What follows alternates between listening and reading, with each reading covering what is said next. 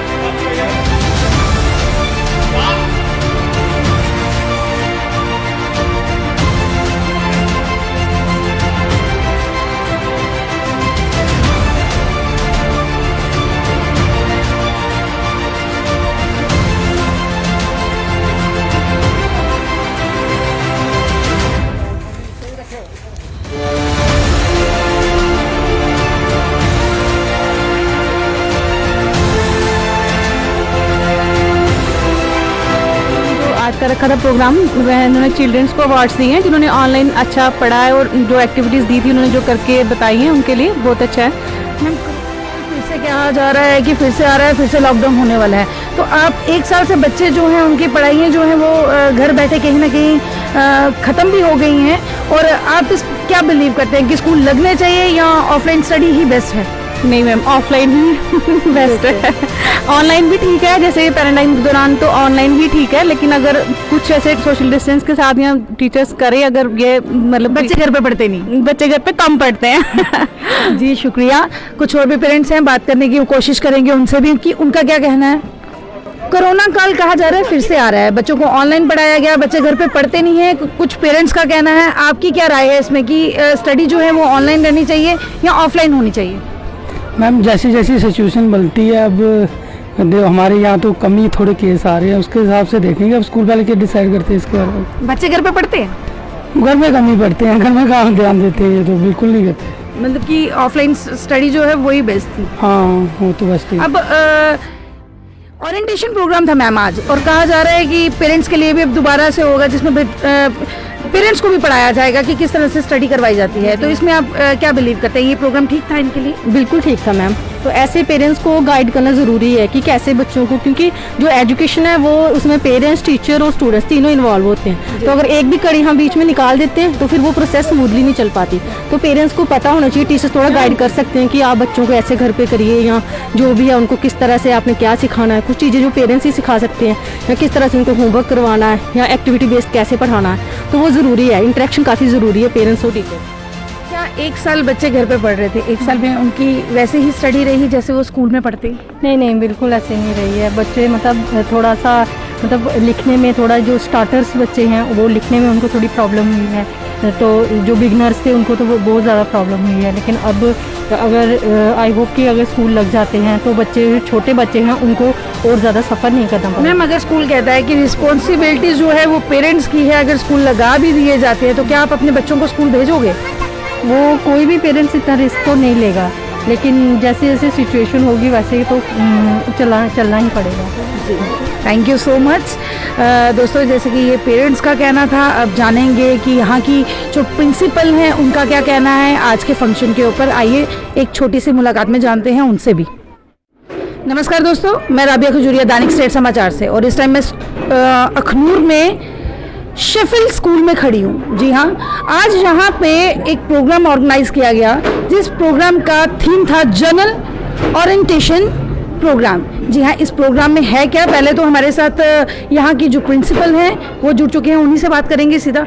Welcome ma'am, बहुत बहुत स्वागत है। नमस्कार, thank you so much Rabia ji, आप समय निकाल के हमारे पास, और आपका फ़र्ज़ भी बनता है, क्योंकि एक न्यूज़ चैनल का ये फ़र्ज़ बनता है कि सत्य पूरे जहान को बताया जाए। मीडिया का एक बहुत इम्पॉर्टेंट रोल रहता है। तो मैम ये एक जनरल ओरिएंटेशन थी। जनरल ओरिएंटेशन का मतलब होता है कि पेरेंट्स को ये बताना, क्योंकि पेरेंट्स पिछले साल बच्चे स्कूल नहीं गए, पेरेंट्स बहुत परेशान हैं, दे वांट कि बच्चे स्कूल जाएं। बस उनको ये समझाने के लिए हमने प्रॉपर SOPs फॉलो किए हैं, प्रॉपर तरीके से सैनिटाइजेशन रखी है, और सोशल डिस्टेंसिंग रही है, आप इसके गवाह हैं। जी मैम, मैंने अभी एक स्पीच में सुना आपकी कि आपने कहा ये ओरिएंटेशन, जो जनरल ओरिएंटेशन प्रोग्राम है, हाल ही में अब ये पेरेंट्स के लिए भी होने वाला है स्कूल से, तो थोड़ा कैसे एक्सप्लेन करेंगे पेरेंट्स के लिए उसमें क्या क्या एक्टिविटीज़ जो हैं वो क्या रहेंगी? देखिए मैम, बच्चों को तो हर कोई सिखाता है और आपको ये भी पता है कि समय के साथ हर एक चीज़ बदलती जाती है। हमारी जो पहले जो तरीका था पढ़ाने का, जैसे ट्रेडिशन थे, tradition has been change day by day, तो हमारे पेरेंट्स को भी अपडेट करना है कि अब पढ़ाने का नया तरीका क्या है, नई प्रणाली क्या है, नई पद्धति क्या है। उसके लिए ही शेफील्ड स्कूल्स ने पेरेंट्स के लिए ओरिएंटेशन प्रोग्राम डिज़ाइन करे हुए हैं, जिसमें हम पेरेंट्स को सिखाएंगे कि आपका क्या रोल है बच्चों को, क्योंकि आजकल बच्चे डिप्रेशन में जाते हैं। राबिया जी, आपको पता है पहले ज़माने में पेरेंट्स के 4-4 बच्चे होते थे, कोई उधर जाता था कोई उधर जाता था, इतना परवाह नहीं होती थी। आजकल 1 या 2 बच्चा होता है और all the time parents helicopter की तरह उनके पीछे घूमते रहते हैं और बच्चे स्ट्रेस में आते हैं। उसी के लिए तो आप देख रहे हैं कि कितने सुसाइड अटेम्प्ट भी हो रहे हैं। मैम, आपकी बात से हम लोग सहमत हैं। जैसे कि इन्होंने बताया, ओरिएंटेशन प्रोग्राम जो है पेरेंट्स के लिए भी स्कूल की तरफ से लिया जाएगा। दोस्तों, हम एक आम सवाल मैम, हमारे जो व्यूवर्स हैं, हमारे जो पेरेंट्स हैं, वो जानना चाहेंगे कि कोरोना कॉल में फीसें ली जाती थी, हाल ही में ऑनलाइन क्लासेस जो थी वो काफ़ी बाद में आई, ऐसा क्यों? देखिए, यहाँ तक as far as Sheffield concern, हमने पिछले पूरे साल स्कूल चलाया है और हमने किसी को ट्यूशन फ़ी, कोई भी फ़ी चार्ज नहीं की है। इवन राबिया जी, यहाँ पे पेरेंट्स आए हैं जिन बच्चों को हमने फैसिलिटेट किया है, आप उनसे पूछ सकते हैं, उन्होंने कोई ट्यूशन फ़ी कुछ नहीं दिया। और हमारा जो स्टाफ था, स्टाफ ने भी कोऑपरेट किया। लेकिन अभी सुनने में आ रहा है कि कोरोना बढ़ता जा रहा है, उसके लिए ही हमने ये जनरल ओरिएंटेशन रखी थी कि पेरेंट्स घबराए नहीं, स्कूल चलेंगे, स्कूल तो चल रहे हैं, चाहे वो ऑनलाइन चल रहे हैं चाहे वो ऑफलाइन चल रहे हैं। क्या मैम, अभी आज ही एक अभी जो नया ऑर्डर आया है कि हाँ, स्कूल जो बंद किए जाएंगे, तो उसके दौरान भी ये ओरिएंटेशन प्रोग्राम जो है वो चलेंगे? ओरिएंटेशन चलेंगे, लेकिन एक SOPs को फॉलो करके। क्यों मैम, लोग बाहर नहीं जा रहे हैं, सिर्फ स्कूल पे ही क्यों? बच्चों का भी तो हक है स्टडीज करने का, बच्चों का भी तो हक है। वैसे पेरेंट्स के साथ बच्चे हर एक चीज़ एंजॉय कर रहे हैं, marriage parties, mall, cinemas, everything. Why only in school? Ma'am, एक ठोस सवाल, हमारे हम डुग्गर में रहते हैं, जम्मू में रहते हैं, डोगरा कल्चर हमारा कल्चर है, लेकिन काफ़ी हद तक देखा गया है कि स्कूल्स में डोगरी बोलना मना किया जा रहा है। स्कूल में डोगरी बोलना, कोई अगर बच्चा भी डोगरी बोलता है तो उसको मना कर देते हैं कि नहीं, डोगरी स्कूल के लिए है। इवन कि डोगरी जो है वो 8वें शेड्यूल में भी आ गई है, और कहीं भी हम लेटर्स एंड एप्लीकेशन भी, एडमिनिस्ट्रेशन में अगर कहीं भी दफ्तरों में हम डोगरी में भी एप्लीकेशन दे सकते हैं, फिर स्कूल में ही क्यों डोगरी को मना किया जाता है? मैम, ये इसके बड़े सारे फैक्टर हैं। अगर आप हमारे पेरेंट्स देखें ना, ये खुद ही हेजिटेट करते हैं, डोगरी नहीं बोलो। अगर घर का मतलब हम बाप को बाप नहीं कहेंगे तो आपको लगता है कोई कहेगा?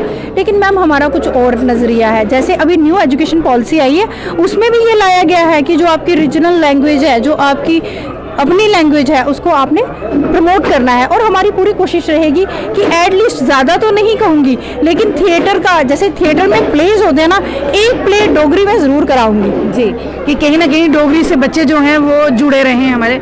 मैम, गरीब बच्चों के लिए, हमारे अनाथ बच्चों के लिए, क्या आपके स्कूल में ऐसी कोई पॉलिसी है उनकी एडमिशन्स के लिए, या उनको फीस माफ़ के लिए, या उनको फ्री में बुक्स के लिए कोई ऐसी पॉलिसी आपके स्कूल दे रहे हैं? रबिया जी, देखिए, दुनिया में मुफ्त कुछ नहीं आता। ये चाहे कोई गरीब हो चाहे अमीर हो, आपने ये चीज़ देखनी है कि हमारा जो ट्रस्ट है वो गरीब बच्चों के लिए फ्री ऑफ कॉस्ट, कुछ बच्चों को, अगर सभी को आप फ्री दोगे ना तो उसका महत्व भी कुछ नहीं रहता। ये भी बहुत इम्पोर्टेंट है। हाँ, ये है कि हम उनको हेल्प कर सकते हैं कि आप ऐसे नहीं, ऐसे कर लीजिए, 1 नहीं 2, बाकी जो दे रहे हैं पेरेंट्स पेमेंट कर रहे हैं। कितने परसेंट कैटेगरी मैम ये स्कूल जो है गरीब बच्चों को? देखिए मैम, अभी तक मेरे पास जो 10 बच्चे ऐसे आए हैं, उन बच्चों को हमने फ्री ऑफ कॉस्ट लिया है। ना ही सारा उनका खर्चा ट्रस्ट बियर करेगा, हमारे स्कूल का श्री बाबा सहजनाथ जी ट्रस्ट।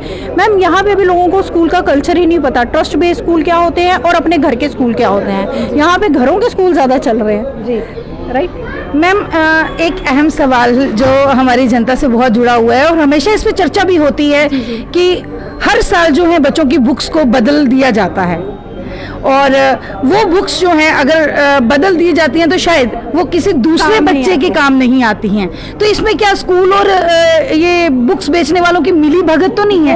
कोई कमाई का बहुत कमाई का जरिया है। और मैं हमारे जो भी हमारे इस चैनल के माध्यम से देख रहे हैं उनको मैं ये बताना चाहूँगी कि जब हमने शेफील्ड के साथ एग्रीमेंट किया था तो उन्होंने सबसे पहले यही लाइन पे हमारा एग्रीमेंट साइन करवाया था कि school will not sell uniform and books, we are not suppose to sell this. And ये है कि जो दिल्ली हेड ऑफिस से रहेगा उनका अपना रहेगा, जैसे 25 या 30% बाकी स्कूलों को मिलता है वो पेरेंट्स को ऑफ होगा। हम इससे क्या समझे हम कि आजकल स्कूल्स इसलिए खोले जाते हैं कि वो कमाई का एक साधन बन जाए, वो सेवा और बच्चों को नॉलेज देने वाला नहीं? देखिए मैम, हाथ की पांचों उंगलियां बराबर नहीं होती। कुछ अच्छा भी सोच के चलते हैं, लेकिन जो अच्छा सोच के चलते हैं उनको पेरेंट्स सपोर्ट नहीं होती। आपका स्कूल, मैम अहम सवाल, लास्ट क्वेश्चन, आपका स्कूल बाकी स्कूलों से डिफरेंट क्यों है? क्यों पेरेंट्स अपने बच्चों को इस स्कूल में बाकियों को छोड़ के इधर एडमिशन जो है वो दिलवाएं? मैम एक तो मैं अपने स्कूल के बारे में तो आपको अच्छी अच्छी महान बातें ही बताऊंगी। देखिए अभी यहाँ पे ओरिएंटेशन हुई, मैं आपको कहती हूँ कि आप जिन पेरेंट्स ने, अभी देखो हमारा स्कूल एक बार भी नहीं चला क्योंकि जब हमने स्टार्ट किया था तो लॉकडाउन हो गया था, फिर भी हमारे पास 100 से ऊपर बच्चे हैं। तो आप काइंडली, बड़े सारे पेरेंट्स आए, किसी से पूछ लीजिए, वो अगर आपको एक जेन्युइन आंसर देंगे that will be very good. मैं तो अच्छा कहूँगी ही, मैं तो बड़ी सारी चीज़ें बताऊँगी। तो जो आपने मेरी स्पीच में भी सुना, जी शुक्रिया। ये रहे हमारे साथ प्रिंसिपल मैम, और साफ शब्दों में कहा दिया है कि यहाँ पे एजुकेशन के साथ साथ बच्चों को और भी चीज़ों में शिक्षित जो है वो करवाया जाएगा। इसी के साथ मुझे दीजिए आज्ञा। मैं राबिया खजूरिया, दैनिक स्टेट समाचार के लिए अभी के लिए बस इतना ही। धन्यवाद।